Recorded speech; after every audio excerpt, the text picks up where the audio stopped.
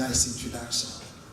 I'm very much honored to be invited to give a talk here at the POMS International Conference.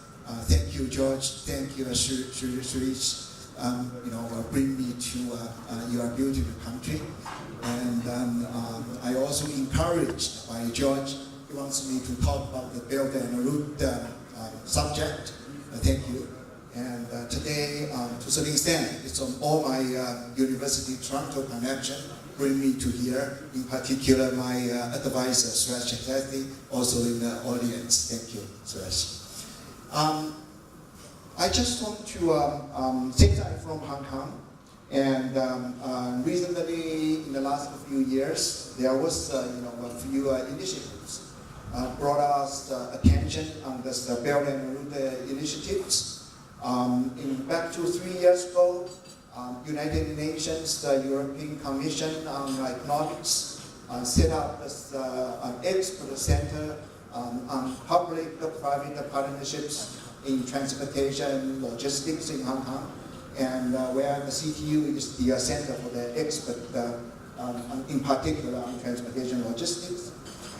Secondly, in the last few years, Chinese government come up with the idea of the Belt and Road initiatives, and the objectives is try to do in 5 areas. The number 1 is the policy coordination.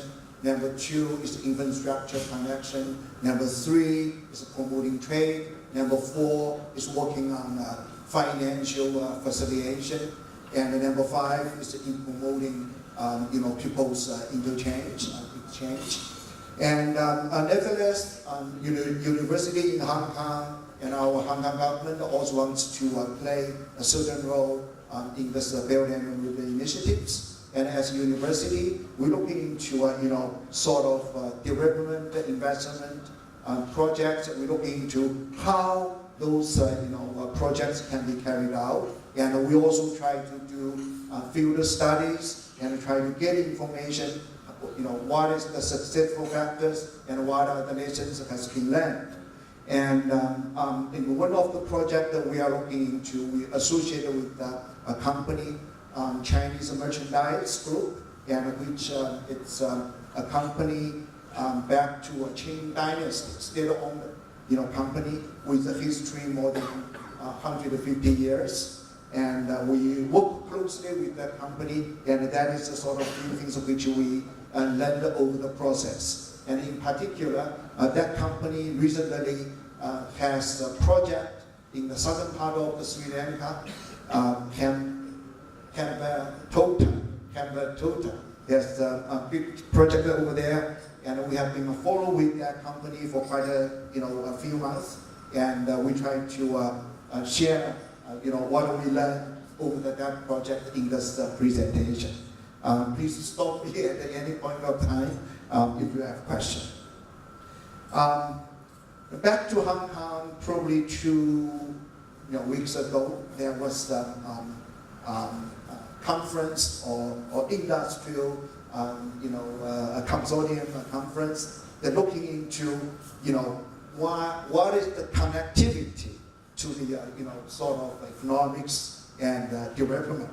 And here I'm making a copy of the 4 words from the president of the Asia Pacific Division, FedEx.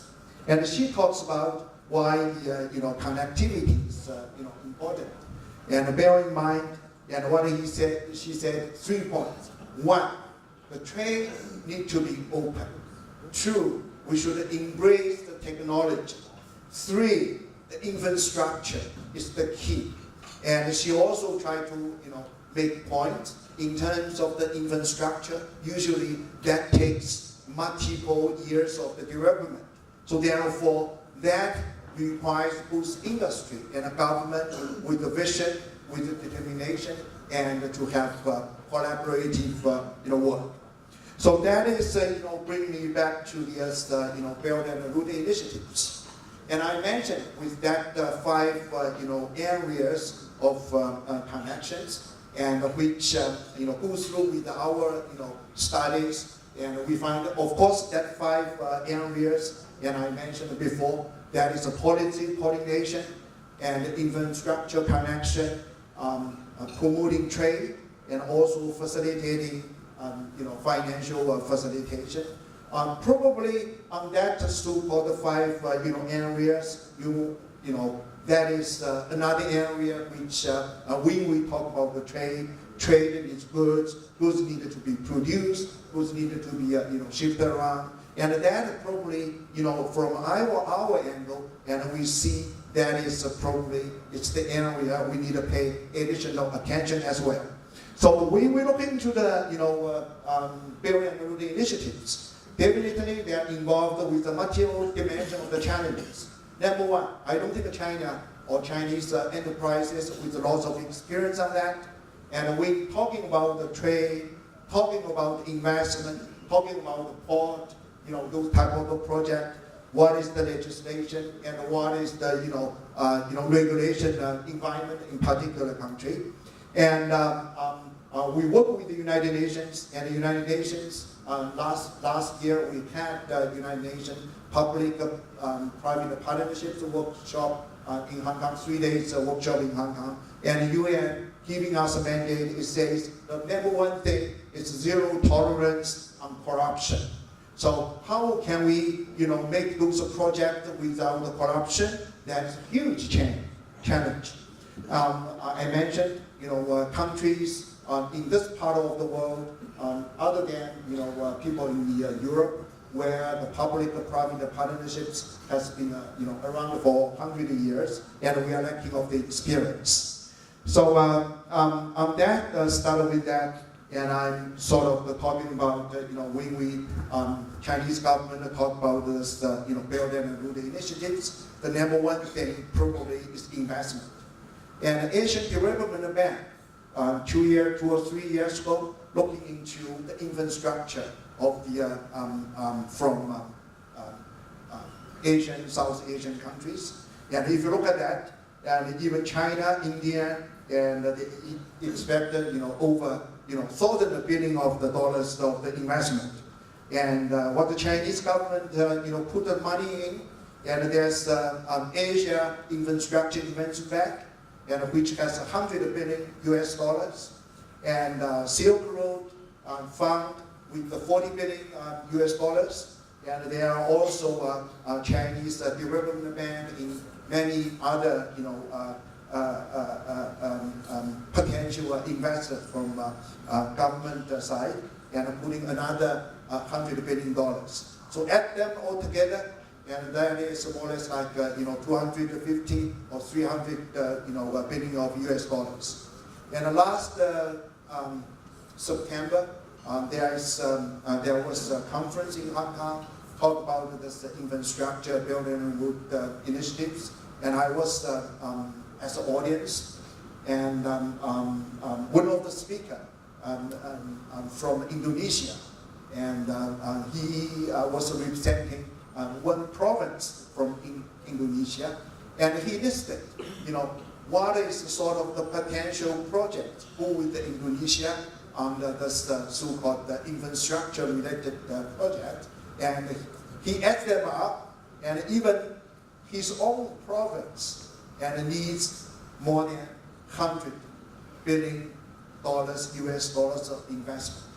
So what he says, okay, China, you don't have to go with those 64, 65 Belt and Road countries.